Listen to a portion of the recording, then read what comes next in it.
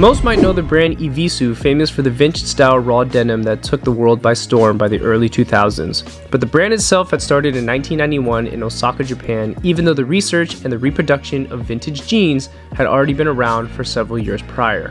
The founder and still the current owner of Evisu is none other than Hidehiko Yamane. He started in the clothing industry building his name as a tailor and later accumulated disappointment over the mass production of vintage-style denim, which then led him to the vintage clothing import business. And on that same period, Yamane began his venture in becoming one of the first to revolutionize the fashioning of vintage-style denim. He began the production bringing it back to his roots, and that was to use machinery that hadn't been used since the 1950s. These were the same machines that helped produce the purest form of raw denim. The initial production line for Evisu was 14 pairs of jeans in a day, and each one was hand-painted with the famous seagull logo created by Yamane himself. Initially, the brand was named Evis, without the U, which basically was Levi's without the L.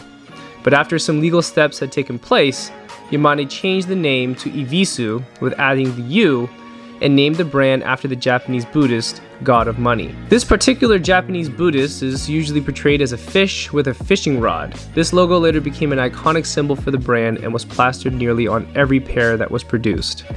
But besides the legal happening, the name Evisu stuck with the brand well since Yamane had a passion for 5 specific things: money, fishing, beer, women, and golf. Really in no particular order. Even in the early stages of the brand, you could see the reflection of his passion through the golf line, fishing logos, and the women's line. Most of these pieces had some tie to Japanese cultural significance of fortune created into graphics. And although Evisu really began as a passion of labor through making the purest form of raw denim, Evisu later caught the eye and the obsession of a new generation, the brand-conscious Japanese fashion crowd. This hungry crowd of Japanese fashion enthusiasts swarmed the brand and created a revival of vintage-style denim, which later became famous all around the globe.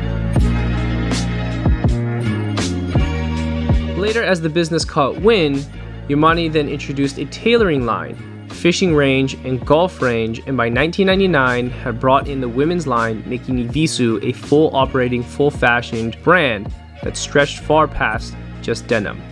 Moreover, in 1994, Peter Caplowe had financially become a part of the brand and assisted to bringing Evisu to an international level, and strategically moving the brand into Europe, Hong Kong, and of course, China, being one of their major players, but more on that later.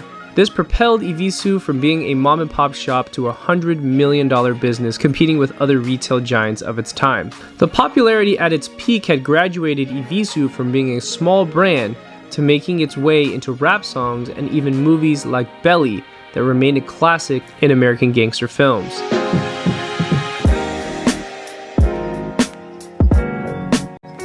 When we think of Evisu, we think of the iconic goals on the back of the jeans that eventually caught wind to people as big as Jay-Z and, for current times, Travis Scott, Lil Uzi, and even the Migos. Not only was Evisu popular for its Japanese authenticity and materials, but it was a combination of its timing.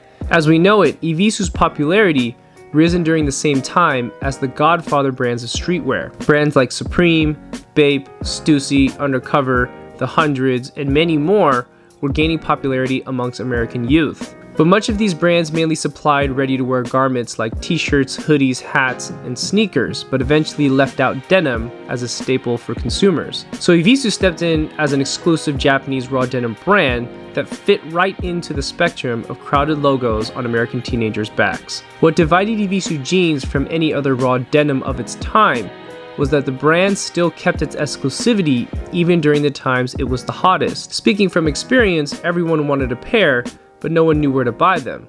They weren't sold at your normal retailers, and the internet during those times wasn't as accessible as it is now to purchase things online. In fact, since the denim was in such high demand, fake factories from China started with mass production of replicas and arguably hindered the brand's image moving forward for the average consumer. But while it might sound terrible that the supply never met the demand, ironically, its own mishaps curated the brand to its truest form of being in the conversation of the pioneers of Japanese raw denim ethos. For better or for worse, Evisu had taken a decline with many other popular brands of its time and disappeared out of the scope of teenagers across the globe. There became far less promotion of the brand in American rap videos, and that might be a reflection of Evisu never fully tapping into the American market. If I can remember correctly, around 2007, Evisu was scheduled to open a store right across from the New York Babe store on Green Street. This location in the middle of the Soho district can be a great push for the brand to be left in conversation in American fashion, but evidently it never happened. Perhaps its timing wasn't on their side to open to the American market, since much of the economy had taken a dip around 2009. Since its last attempt, there still has never been an official store to open in America, so the only option left for Evisu-conscious consumers was places like eBay, ASOS, and of course, their own international website. But even though it was accessible online, the brand still had a couple complications meeting a dying demand. One being the price. The brand had always been 4 times more expensive than what the average denim customers were used to. And 2 was shipping. All the way up until roughly 2015, people were not comfortable paying for additional international shipping. And 3, which is arguably the worst issue, was fitting.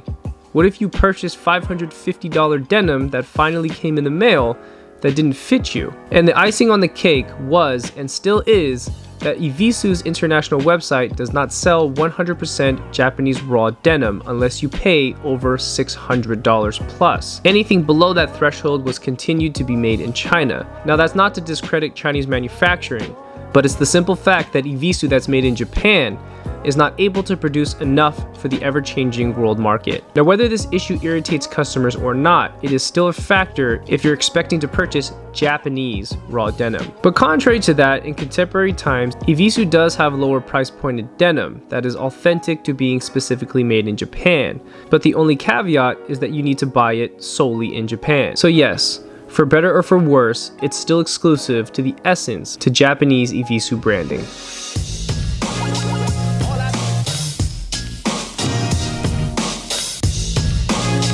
So in spite of the fact of Japanese exclusivity capping an international market, the brand may have not remained a staple in American fashion, but continued to push through in Europe, Hong Kong, Japan, and China. Since Evisu fits into the luxury fashion scope, the larger market of hungry Chinese youth still follow its collections. So with the help of the ever-growing market in Asia, according to the Evisu website, there is now a remaining 18 stores in Japan and roughly 60 plus stores in China. If you visit any major city in China today, there are plenty of physical Evisu stores sprinkled across the majority of their major malls.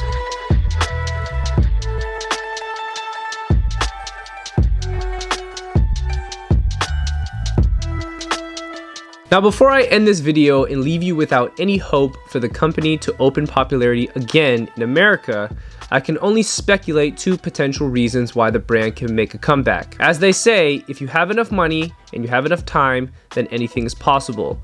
There is no doubt that the Chinese ever-growing market has helped them cash in enough money to potentially ploy a marketing campaign to tap back into the American fashion conversation. And for my second potential reason for revival would be that Evisu might be able to come back through its own economic cycle. All fashion trends and brands go through cycles of popularity. And maybe, since we are in a new decade, that fruition can come true. And for my final thoughts, in the meantime, there are still fans like myself who continue to collect and wear the brand with pride, in spite of the fact that I know no one knows what brand I have on.